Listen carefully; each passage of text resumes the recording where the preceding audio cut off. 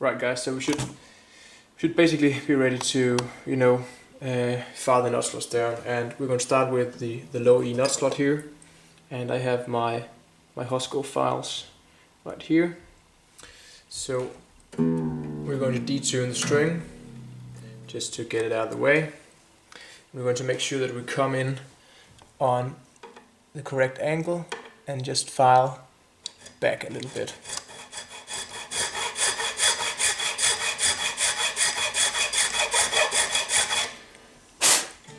We'll blow away the excess dust and we will tune it up to pitch somewhat.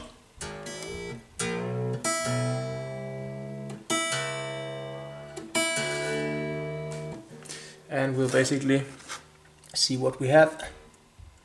You can take it down a little more in order to get it down to where we like it. So I'm going to take the nut file and place it again.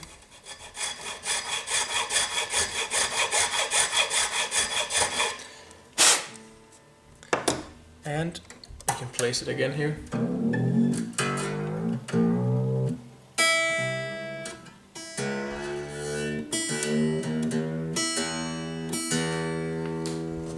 We can take another look with a feeler gauge. Basically see that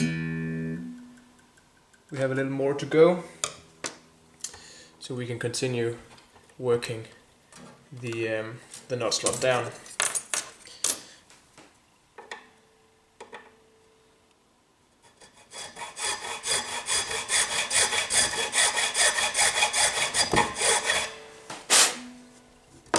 This is just the process of going back and forth.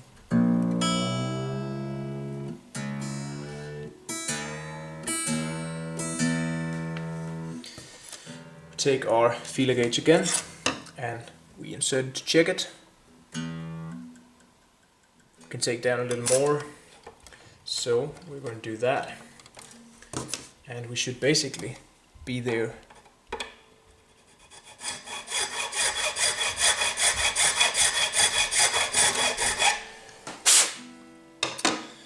And we can come in later and clean up the nut slot.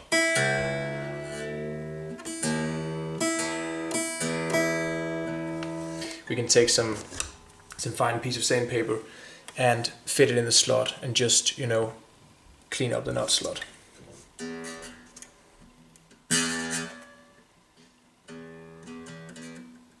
We are basically on the money.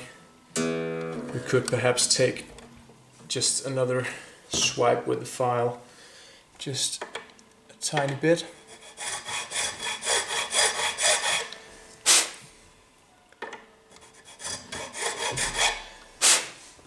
Just to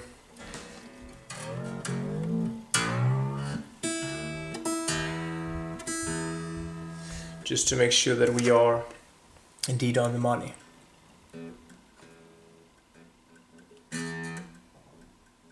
It could take another swipe if I'm not mistaken here, but we're going back and forth and just making sure that everything is good.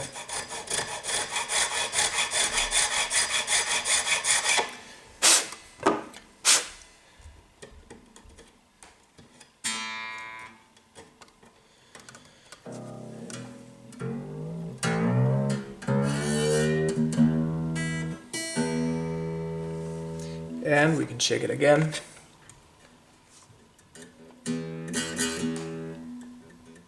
This time I would say that we're there. We don't have as much movement as before, so we can move on and do the same for the remaining strings. And for the remaining strings, I would just like to, press down on the 3rd fret over here and take my hand and then see how much gap I have at the 6th string, and then try and match that by eye on the 3 other strings. So that would basically be my method of doing it. And you can use feeler gauges to measure it as well. You could go something like maybe down to 20, down to 18 here if you wanted that. But let me slot the remaining slots here, make sure that they are at a proper depth. And we're going to take another look at the guitar and how it plays, and if we need to make any further adjustments. And if not, we can move on to shaping and polishing and getting the nut ready.